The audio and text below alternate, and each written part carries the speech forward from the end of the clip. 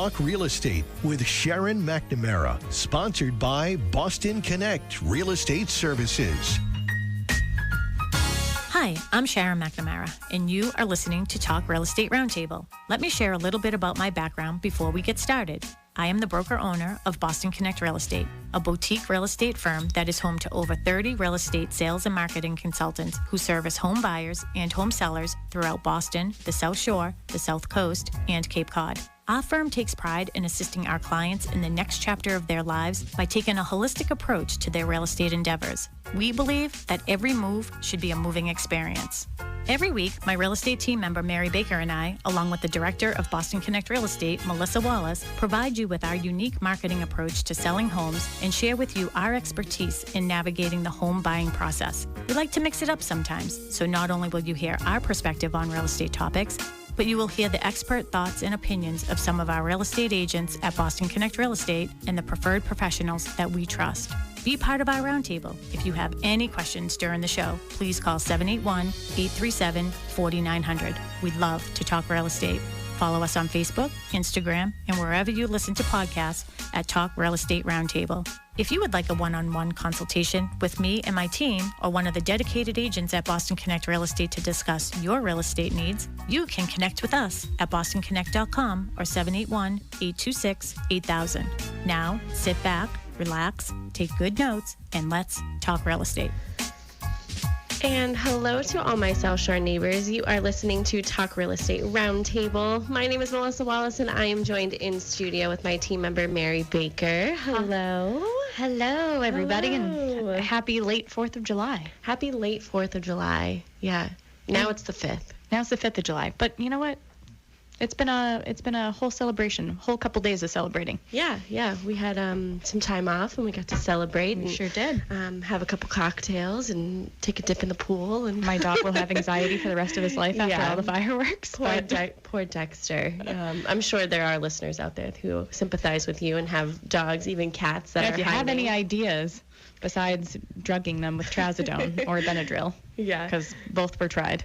Yeah, he was sad. He was a sad boy. Yeah, but we got through it. We did. Yeah, we got through it. I didn't see any fireworks this year, though. I know there was a lot going on locally, a lot of different events or town events, but I did not see any. Yeah, I know Julia. We've talked about Julia. She is one of our the administrative coordinator here. She created this nice little Canva thing for all of the Connect pages with all the fireworks that are happening, the parades that were happening over the weekend, the 3rd and the 4th. But I didn't see any in person either. Yeah. I could hear them like from a distance, like people in their homes setting them up. It started early. It started on Thursday, in my opinion. Yeah. And even yesterday, we were like, what are you doing? Like, it's still like light out. The sun didn't go to sleep until like 9 o'clock last night. I know. But yeah, no, it was good. We had a good weekend. We sure did. But the weather was beautiful. It was absolutely gorgeous. Could not have asked for anything better. It was perfect. Not like today. Thank goodness that today isn't the doom and gloom. It's a little gloomy outside, but hopefully we'll brighten up your day or your night here. Yeah, we're going to talk about with our good things today. So Sharon is not with us tonight. She's probably listening in, though. She's probably listening. We are live on Facebook, so in a moment I'm going to hand it over to Mary so I can get us on all the Connect pages, and you can watch us live on Facebook.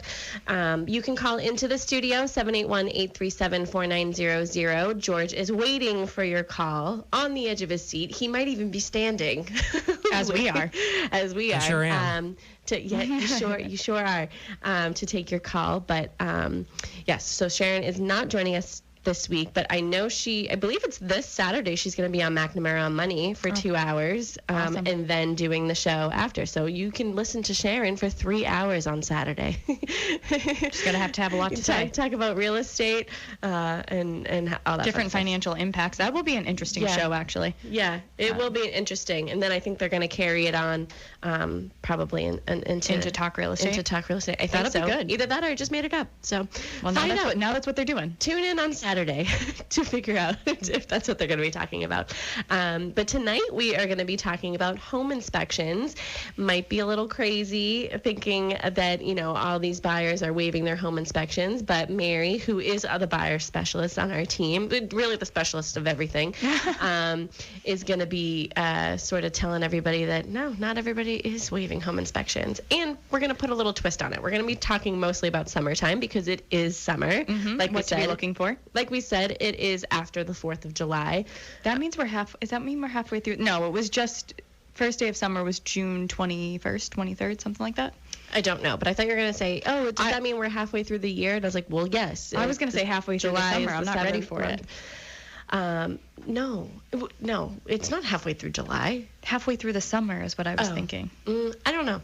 I don't know that, but it is the summertime now. Not. So in case we replay this show, it is sometime after the 4th of July, even though I've already told everybody that it's the 5th. But yeah, so we're going to be talking about home inspections specifically in the summertime. We'll talk about them generally, and Mary will talk about, how verbiage with offers and all that fun stuff. But then we're going to be sort of focusing more on the summertime. And obviously we always encourage buyers to do home inspections, but it might be a little bit different in the summer. So, Mary, why don't you take it away for a moment while I get us all situated on Facebook. Nice. And if you have any questions and you guys want to call in and talk about home inspections or just different things that you should be looking for, you can reach George at the studio. The number is 781-837-4900, or you can always send us messages over on Facebook because we will be live on all of our pages soon. So one of the reasons that I think home inspections are such a good topic to cover is because I think there's a lot of misinformation about them, or maybe not even necessarily misinformation, but a lot of buyers, I hear them talk about, are you going to pass or fail a home inspection, or can I even have a home inspection, or what types of home inspections can I have, or what types of inspections can I have? So there's a lot of different nuances to kind of cover within that. And then, we can delve into or jump into pre-offer home inspections, and maybe you're bringing a contractor through before you're writing your offer, and how to make your contingencies within the offer as strong as possible. Do you have a home inspection through new construction? Or there's just all different fun little tidbits. And honestly, I think I might retire and become a home inspector. So there is that. It's like a game of investigation. Is it really retiring if you leave your job and then go to another job? I really like home inspections. Well, yeah, but I really like home inspections. I really do. I think there's a lot to learn, and there's a lot, that you can uncover, and it's kind of fun in my opinion. I used to be really nervous about them. I was like, oh my gosh, we're going to go into this, and then this home inspector is going to rip the house apart, and the buyers are going to get scared, and what are they going to find? And now I'm like, ooh, what did you find? Ooh, what did you find? I've learned that there's no problem so big that you can't solve it. And that's what I like to say about just overlying or generalizing about home inspections is it's a tolerance item. It's not a pass or fail. It's what are you willing to tolerate within the property itself. I would say be able to fix, or you've sort of given yourself the opportunity to be able to walk away if it is too big. Yes. So no problem you can't tackle. If you have a savvy agent who has sort of protected your money, your interest, you can walk away. But certainly. I think maybe that's a good portion to start with here. I don't know if you have, an order in which you want to tackle all of this. You can start with whatever you want. You have done far more home inspections than I have. I pretty much only do home inspections if somebody else can't do it. So, but they're interesting when you go to them, right? They are interesting, and I do learn a lot when I do them. Like I said, they're sort of few and far between for me, but you are at them all the time. Mm-hmm. But it's not just to scare people away. I've said this multiple times on the show. It's not to just scare people and to find everything that's wrong. It's also to educate you, especially first-time home buyers, or maybe, they're the first generation of home buyers in their family, and they've never had to take care of these things. It's so funny that you just said that. What? Well, because it's very true. There are certain things that you don't know what you don't know, and especially if you weren't like I was raised in an apartment, and there were just, the home ownership items, taking care of your taking care of your foundation or taking care of your siding, replacing windows. I knew all of that stuff happened. Like I had an idea before we purchased our house, or even before I got into real estate, that somebody was responsible for it, but I never. Just the tiniest little things I never learned about. And actually, you could ask me today, where is the water shut off for our house? I have no idea. Mark McNamara might know. I hope Sam knows. Yeah. But it's but little things like that. I bet Holly knows.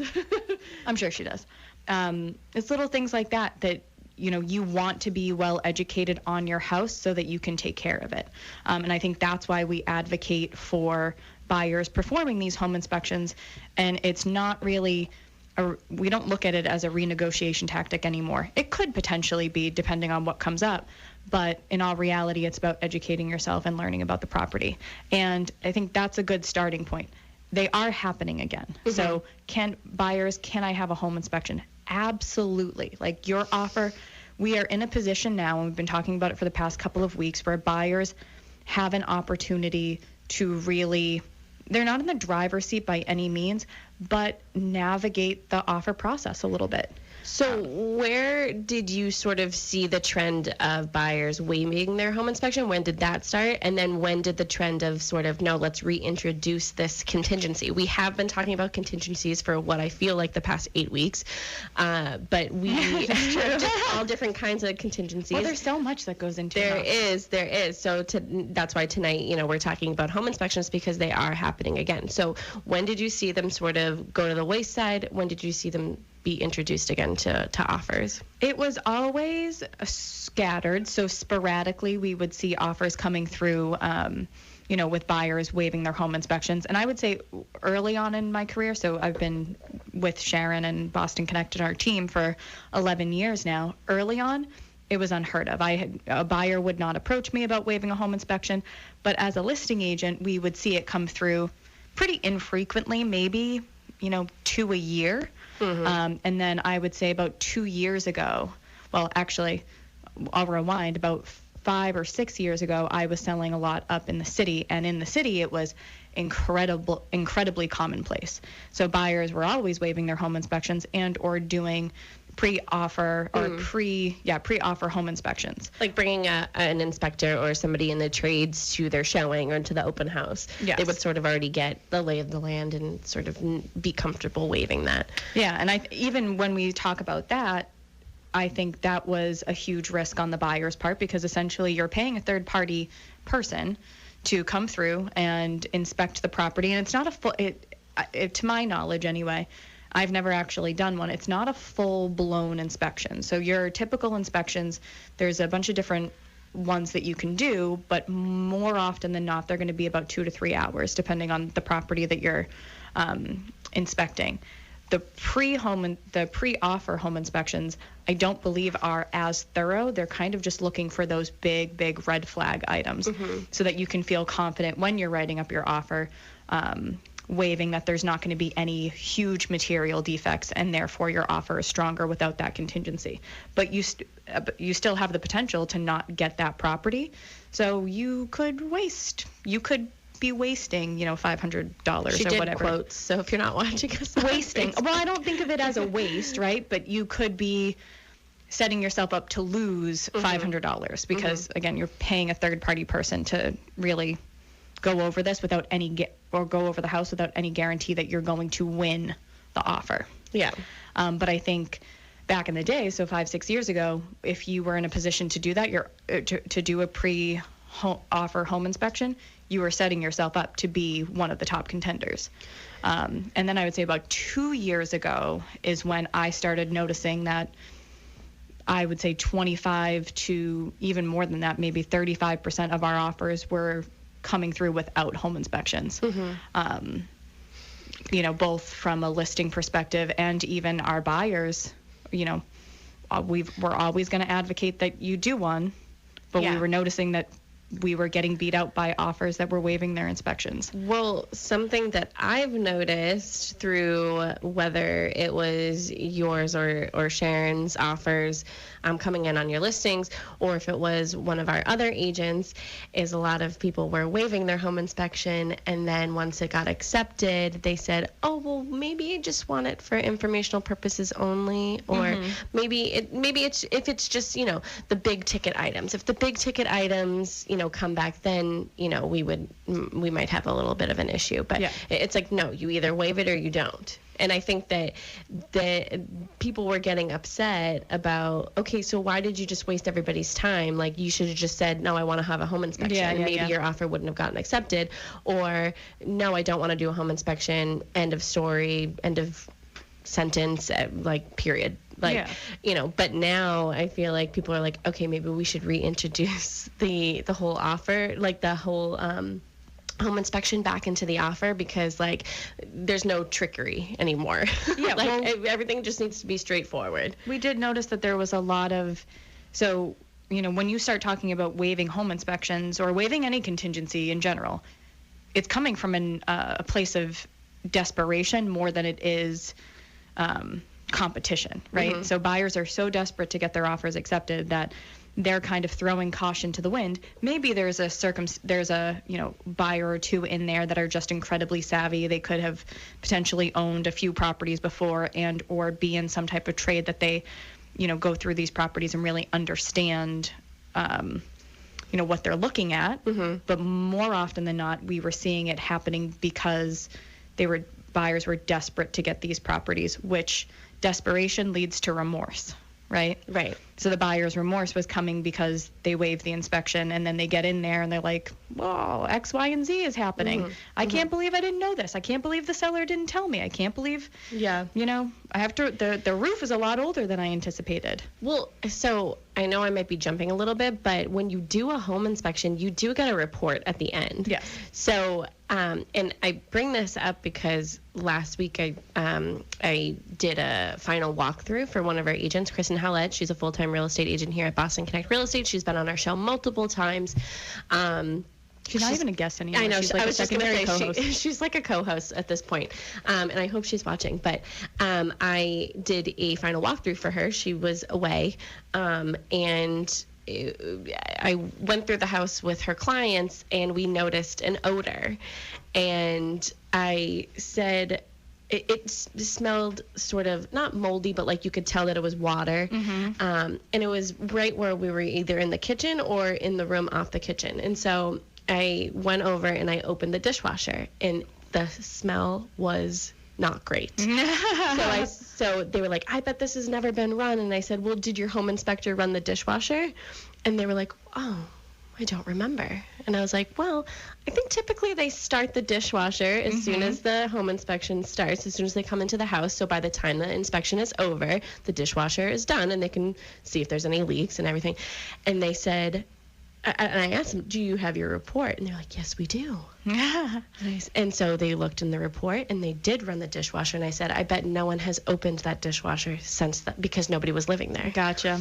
So they ran the dishwasher. All the water was still in there. Just pooled and had been sitting there. Had been sitting there for weeks. So that was the smell. So I'm like an investigator too. Like, see, you can be the home inspector. I want to investigate things. Yeah, you want to know what's causing the issues, or where it's coming from. But the good thing is that even like I would say bring your home inspection report to your final walkthrough, it's actually not a bad. If something like you don't remember something, or you don't know if they did that, or did you check this, or was this like this before, you can look at your report and be like, oh yeah, this was like that. Like, I saw this. This was, you know, this isn't supposed to be like this. This was supposed to be fixed. A lot of home inspectors now, too, also take photos. So they're taking photos of the mechanicals so that you can have a reference point for when, you know, when you inspected it, was this mechanical piece working? Yeah. You know, what did it look like? Was it running? Did it need repair? And potentially you could have negotiated with the seller to get, you know, something done, and certainly you and your agent will navigate that. and just kind of looking over, what needed to be repaired and did they have licensed professionals come in and all of that. But I agree. I think I always say my advice to buyers is, so we're kind of jumping ahead, but always be there with your home inspector, right? So it's very, very important that you put that time aside and you're actually physically with your home inspector as they're walking through this house and you're listening to what they're saying. Because just like anybody, what they write, what they say to you in person, delivery is everything. What they say to you in person is going to be potentially be a lot different than what they write down in the report. Yeah. It's like text tone. Yeah. Like you don't know. So I always say, if a home inspector is looking at a heating system and he's saying, all right, well, it looks like it's about 20 years old. It looks like the seller has been maintaining it. They have it serviced yearly, but I do see some corrosion over here. And maybe you want to have like this looked at, but it actually looks good for the age of the system and kind of normal is to be expected. But then when you get the report, he's going to write needs repair.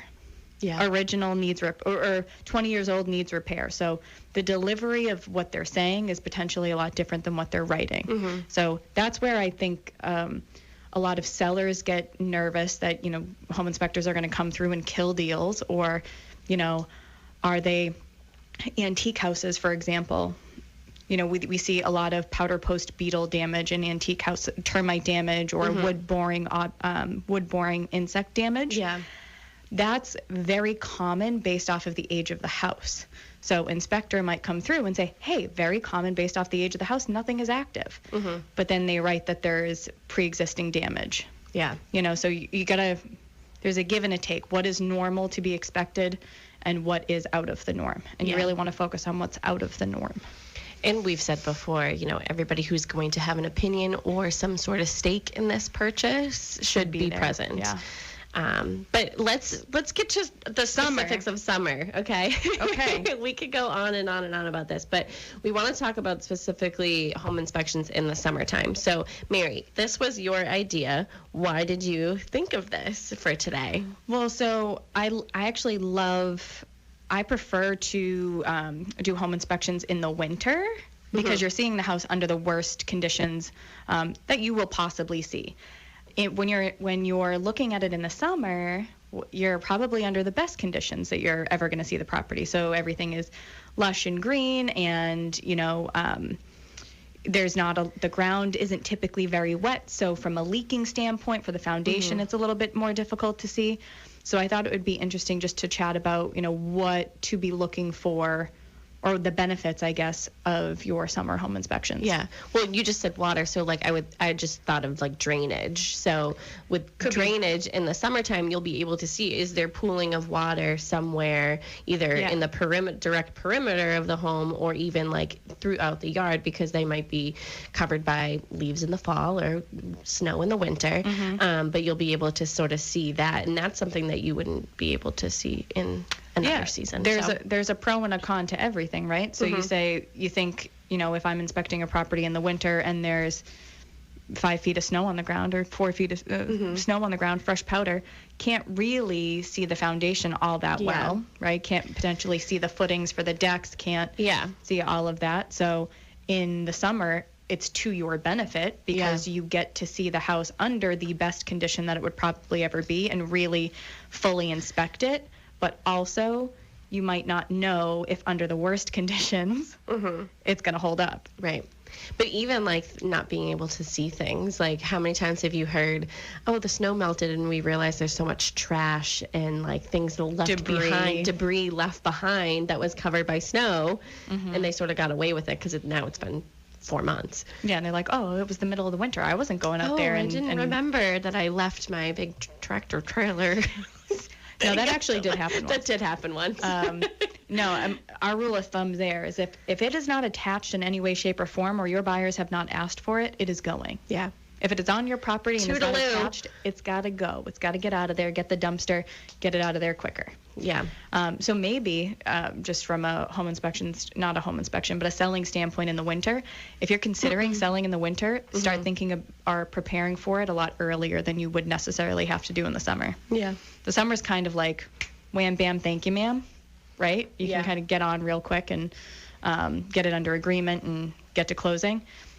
In the winter, you have a lot more hindrances. Yeah. Right. The weather isn't really on our side here in New England. Yeah. But the weather could also not be on your side in the summertime, and I put a couple of those things in the trip me up. Yeah, I think. Oh, you didn't even think of these things. I didn't even think of these things until earlier today. But we'll talk about this part, and then we'll go into the specifics of a home inspection in the summer. But things that you have to consider is the heat. So when I love where you're going with that. Purchasing a home that does not have air conditioning, your home is a lot hotter than when it is we know in from the experience. Summertime. So, if you are inspecting the roof, a crawl space, the attic, those are, very hot areas that can be potentially dangerous for people if they're in there for a long time. I usually feel like I'm cooking from the inside out, no matter, even just sitting in a chair, let alone in a crawl space or in an attic. But it's super important because, you got to stay hydrated. I know these are like silly things, but like you really do. I would want to know if I was a home inspector, I would want to know if I'm about to inspect a home that does not have central air or some sort of cooling system. If it's uncomfortable. If it's uncomfortable. Also, you have to, when you're outside, there are factors of bees or insects, ticks, anything. Like, I know these are funny things to you, but these are things that go through my head. I'm allergic to bees, so I don't want to be outside for longer than I have to be. I feel like inspectors at this point are probably used to the bugs. Like, I know a couple. They shouldn't be. They shouldn't be stinging anybody, okay? Yeah, Sam just got stung by a bee the other day, but he survived. Mm-hmm. But no, you're right. It will. So even from testing the heating system standpoint, so let's take it like one step further into the mechanicals of the house. If your house doesn't have central AC, and it's 90 degrees outside, we're really going to have a hard time getting that heating system to kind of kick on and be able to test it. And same thing can be said in the winter. We've talked about this before. In the winter, we can't test AC units. Yeah. So if you have central air, the inspectors aren't able to turn the AC on, so you don't really know what the functionality of it is. You're relying your information solely based off of, or you're relying upon the information given to you by the seller. And the same would be said for a house that, for our house specifically. I'm just saying that it could be dangerous, okay? They're going to have a heat stroke. Yeah, there could be pests. We have chipmunks underneath the porch. Well, we sure do. Okay, and then they're in the summertime, not the wintertime. So here we are with the chipmunks. But they're cute to look at. Yeah, but something else that I saw, like I read earlier, was like mold, fungus, pests. Like those are things that could be living in these areas that you're now going to that are super hot, confined areas.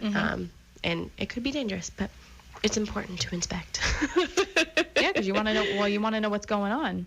Yeah. And humidity, we know. So not necessarily. I wasn't going to say your better time to find mold or mildew would be in the summer. I think anytime if it exists, if you have a moisture problem, you're going to find it regardless of the timing of year. Yeah. You just might find a different type of mold. I would say try to do your home inspection in the morning before it gets way too hot. If it doesn't have some sort of cooling system. Well, one benefit to inspecting in the summer too is your pools. So we're seeing, and this is just something that we're seeing more and more of because we're seeing buyers want pools more, or people having put pools in through COVID, and it's I don't know, they're more desirable now. People keep saying like, pools don't add value, but right now I would question that and say they add value to the person who wants a pool for sure.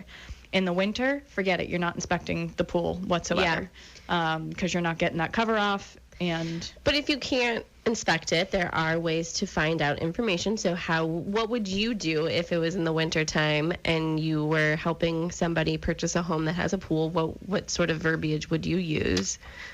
I guess it depends. It depends on my offer situation here, Melissa. If you're up against nobody, this is the perfect situation. This is the perfect situation for your buyer. They can find out anything. We're going to get it asking. Yeah. We're not going to go crazy over. Yeah. We're going to write the most perfect offer for our buyers. I would be requesting ages and maintenance records from whoever is maintaining the pool for whoever the seller is. So requesting, ages on the filter, ages on the liner, and then any pool maintenance records that they would have. So Sam and I use, and I know Sharon and Mark do as well, Sunshine Pool here in Pembroke. So if I were to go sell my house, I could get all of those records of everything that they've done to my pool over the past, I think, 2-3 years, and be able to provide that to the buyer and say, hey, listen, when we closed it up, this is what we did. We replaced X, Y, and Z when we opened it up last year. This is who maintains it. They open it for us. They close it for us.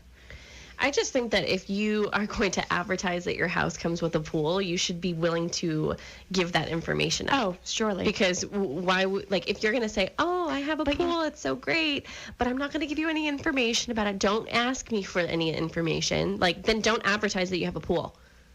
No, we actually, so horror story time. And this is why it's important too. There's a benefit to every market. When I say market, there's a benefit to every time of year when you're selling. So I remember, it must have been several years ago at this point, we had lovely buyers who were looking at an antique property in Norwell, and actually they had an antique inspector come through and inspect everything. And they had a pool. So the sellers had a pool, and my buyers wanted to open the pool up so that they could inspect, but it was winter. We found out through so we weren't able to open the pool cover, but the representation from the seller was that it was a Gunite pool, which is a cement pool. It's not a lined pool. They tend to be a little bit more durable, and they're less maintenance. So before we opened it up, we were told that it was a Gunite pool. We opened it up, clear as day. The liner was ripped off of the quote-unquote Gunite pool. So that seller never anticipated that we were going to ask a pool company to come out and lift that cover. Had we not done that, and we wouldn't have been able to do it if snow was on the ground.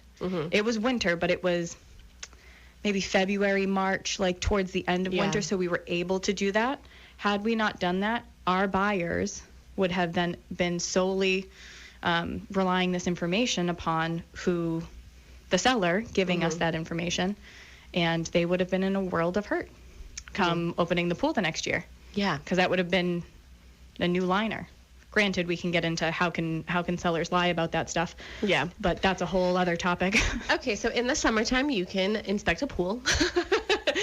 What are other sort of obvious things that are more beneficial to inspect during the summertime than in the winter? In general, your foundation, I had said it earlier, your foundations, your footings for decking, things that you wouldn't be able to see when you're snow covered.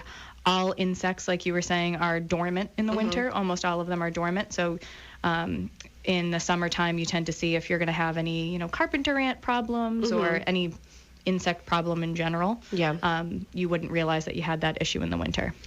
So it's easier to see. I would say not even just the footings of these things. It's the actual decks, patios, walkways. You can see them. True. If you see them, you can inspect it. There are areas of a home or even anyway, I'm just thinking when I come here or when I'm at home, there are areas in the wintertime that you avoid because they could be problematic for walking. Yeah. So it's you're not going in that direction, but that means that you're neglecting that area. So there could be something that's happening there that you don't know until the summertime.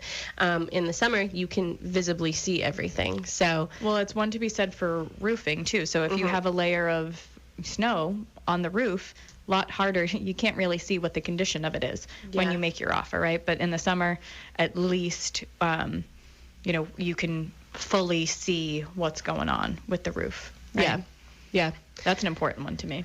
Yeah. With the pool, if it comes with a cabana or a pool shed or anything. Yeah, and most inspectors actually wouldn't inspect exterior units or accessory units, not necessarily even if it would, I'm not thinking a 2-family, but they typically don't do sheds. You have to let them know if it's a detached garage or potentially a cabana and they might charge a little bit more for it. But if it's space that I would think that you would want to inspect it, especially if they're saying that there's electricity out there, there's running water out there, there's heat or air conditioning or anything. I would want to know that those things are working because, like we said about the pool, things can be told that aren't true. So I would want to know that they are. I 1,000% agree. Sometimes it's by omission. But it's also nice in the summer is you get to see the landscape of the property. That has, especially nowadays, I do feel that buyers are spending a little bit more or people in general spending a little bit more time at home. You know, we're still in our kind of post-COVID days, where they really want that nice backyard, nice outdoor space where they can spend time with friends, family, whomever, and really be able to enjoy themselves. So I think just being able to see what your landscape necessarily looks like is, you know, great. Yeah, in my opinion. So. Yeah. Yeah. What are we talking about? Landscape. Landscape. I was thinking about roofs still. So, but yeah, but with the landscaping, like you're, like I said, you're able to see everything, and even like driveways, you'll be able to, like everything is clear. There's nothing, or there shouldn't be anything that is sort of hiding anything that should be or is wrong. Yeah. But what else was I going to say? So, like, pests, I was going to go back to pests. You can see, like, the damage, too. So, like, you said carpenter ants. Yeah, like, all these things. Like, you can see the wood rot and the damage because it's not covered by snow. It's not covered. Like, even, I'm just thinking of, like, if you have windows to your basement and stuff, you'll be able to see, like, around them instead of, like, okay, so they didn't clear the snow away from the window or they didn't do any of that. So, like, you can't see if there's any damage there. Yeah, so even in this winter, or even in the winter, if you're seeing any type of wood boring, you know, activity or damage, you could potentially still see that on the interior, but the pests themselves won't actually be there, so you don't know if it's something that's currently going on or something that has already passed. Well, you might be able to see how they're even entering, too. Oh, 100%. It might be easier to see how they're getting in or getting out. In general. In general. How are they getting to us? How are they getting to us? But yeah, I feel like it's easier to see that in the summertime. Easier to see damage, whether it's wood rot around windows and doors or anything like that. And isn't it like if you like touch it too, like if it's soft. Like soft? Yeah. They have. So wood rot is very, very easy to spot, and I think it's easier to spot in the summer, only because notoriously what a seller is going to want to do is that, you know, if they aren't able to replace it, they're going to want to at least paint it or put some putty where that wood rot existed. In the winter, putty? Yeah, so there's wood filler that you can try and use. A lot of people try and use putty or caulking or something like that, and then they paint over it. But I think I have a really trained eye at this one right now, and I'm like, no, I didn't even know that. That sounds ridiculous to me. That's soft, and then they just paint it over. That's a soft window. Yeah. So, and that's one thing in the winter that you will see, or it will be harder to see because it's harder to get to those places than it would be in the summer. You know? Yeah. Well, did we talk about air conditioning? Yes. Oh, we did. We did talk about air conditioning. You can't. I know we talked about not having air conditioning. I just don't know if we actually went back to the whole, yes, it has air conditioning and how wonderful that would be to be in a house with air conditioning doing a home inspection. I think you're, what is that? You're losing it? No, you're Freudian right now. I think I'm just losing it. You're like, I really, you know, if I say AC a couple more times, then maybe eventually we'll put AC in my house, or I'll envision that it's just cool. I have a unit in my room. It's fine. Do you? Yeah, you see it. I don't go in your room. No, but it is. So even, the doorbell. 10 minutes. But one thing that I actually loved that you have on here is environmental. So in the summer, in the winter, we tend to have higher levels of radon. Yeah. Because gases are less likely to be able to escape when the ground is super, super saturated, whether it's with water or even snow. So we can see it it's trapped essentially. Like if the ground is frozen, the gases are trapped within the soil and they have nowhere to go but the places that are most easily vented, which potentially could be the interior of a house. So we do tend to see higher radon levels in the summer. In the winter, I'm sorry. In the summer, you have I shouldn't say radon gases have the ability to escape a little bit easier. So the levels would be lower in the summertime. Interesting. Yep. So are radon inspections included in a normal home inspection? They are not. Uh-huh. So there's a couple of different inspections that you can do as a buyer. You have your general home inspection, which is just going over the structure and the mechanicals of the house. You have a radon inspection, which is your environmental. Radon is a naturally emitted gas that's coming from the ground. It's all around us, but it can be dangerous when it's trapped without ventilation. And then you have your pest inspections. So you have and some inspectors, not all inspectors, are certified to go around and look for any really wood-boring pests that are going to damage the sills of your house or the structure, the framing of the house. Mm-hmm. And then you could do a lead paint test. Uh-huh. So lead paint was technically outlawed or stopped being used in 1978, but any house built prior to 1978, the assumption is if it hasn't been tested for, that it hasn't previously been tested for, that it could exist on the property.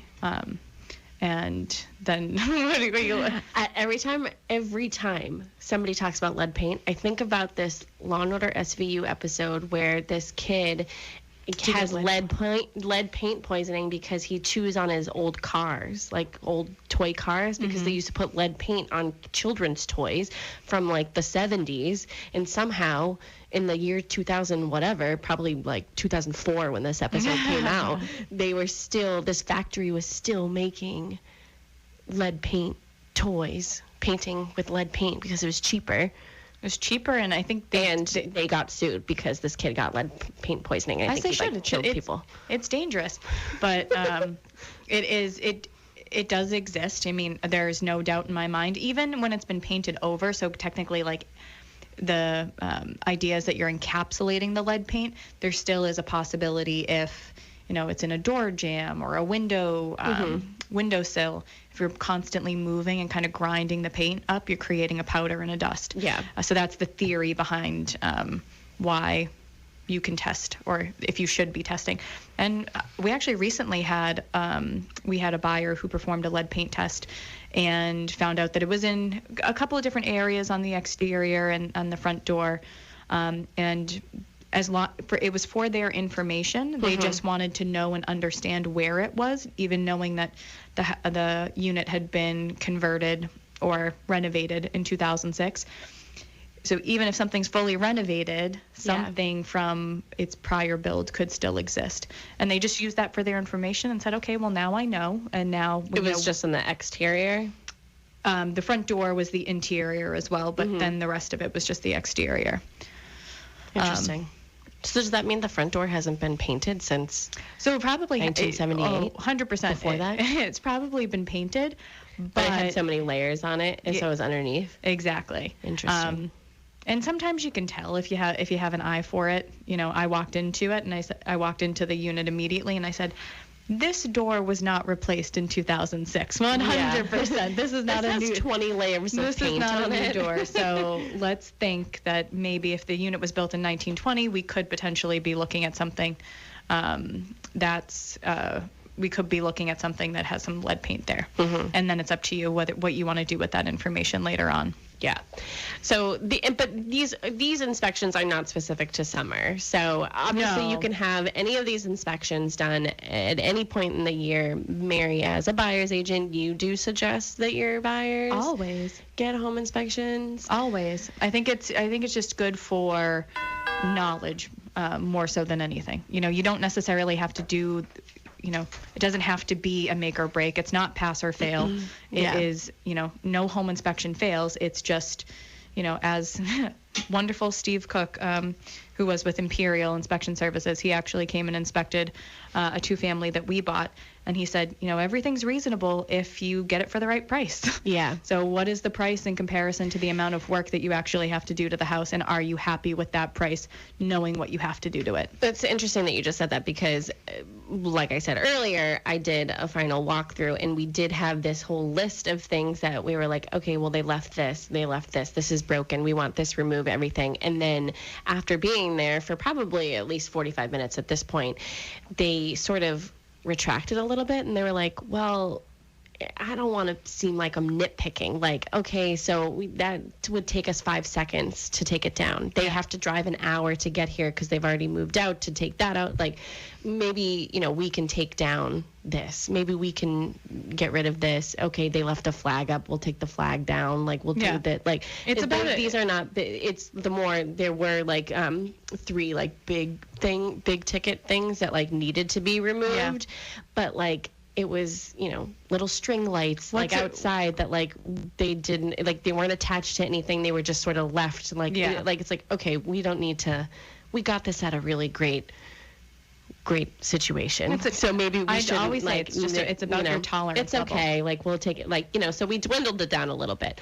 But yeah, it's funny that you said that because you might think in the moment like, oh seriously, watch it, and then you're like, okay, you know what? It's really not that big of a deal. We have a dumpster anyways. Like just throw the lights in there. Perspective just adds throw a the lot. Curtain in there. Like. Throw the area rug. Like, are we really going to tell somebody to come back but it's the broken bird bath. It's the broken this. It's the broken that that's left behind that like needs to go. So yeah, that's that. But yeah, you can have a home inspection, a pest inspection. You can do any type of inspection. This was specific, things that we think that might be a little bit easier to see and inspect during the summertime, but. You can do any of these. You can do any of these. Any point. Except for the pool inspection. I do want to give you a minute to sort of go over any anything that any listings, any buyers you want to talk about. Any listings? Any buyers? I don't know. In search of. We never say that. We never talk about any like, hey, if you have this home, maybe we have a buyer that's looking for X, Y, and Z. That would be a good one. That would be kind of fun to do. Yeah. But we do have a couple listings that you might want to talk about. So we have actually 2 units up in the Pope's Hill area of Dorchester, which is, Sharon and I are OFD. But it's 44 Boutwell, and it's been completely remodeled. So we have 2 units there, both being 3 bedrooms. We have the first floor unit is listed for $725. The second floor unit, which actually consists of 2 floors, is $775, and they both come with covered parking, which is very, very rare in the city, which is amazing. So those are beautiful. We'll be doing open houses there this weekend. And then we've been talking about it for a really long time, and I'm really excited. I actually checked in on it today, but we have a development. It's Cochise Estates in West Bridgewater, where we finally have our model home pretty much ready to go. They're just putting the final touches on it today. It is a 3-bedroom with an office. 2,400 square feet. It is gorgeous. It is absolutely gorgeous. It's listed for $899, and I am very, very hopeful that we will be able to do open houses there. If not this weekend, maybe next weekend. So I'm excited, and we'll do a whole new marketing plan for that so people can see the interior. Maybe, I'm just thinking out loud here, and all you guys can listen to this, but maybe we can, you and I can find time this week before the weekend to go there and do some sort of sneak peek and marketing things. I would love that. Follow us on social media. I hear our music, so follow us, McNamara Broker Team, Boston Connect Real Estate. You can go to bostonconnect.com, find all of our contact information. You can go to talkrealestateroundtable.com, listen to any of our past shows. Thank you so much, Mary. I don't know why I'm saying thank you, but thanks for hanging out. Thanks for being my friend. Thanks for working here. I almost said living, but thanks for living here with me and stuff. Okay. Thank you, everyone. Have a good night.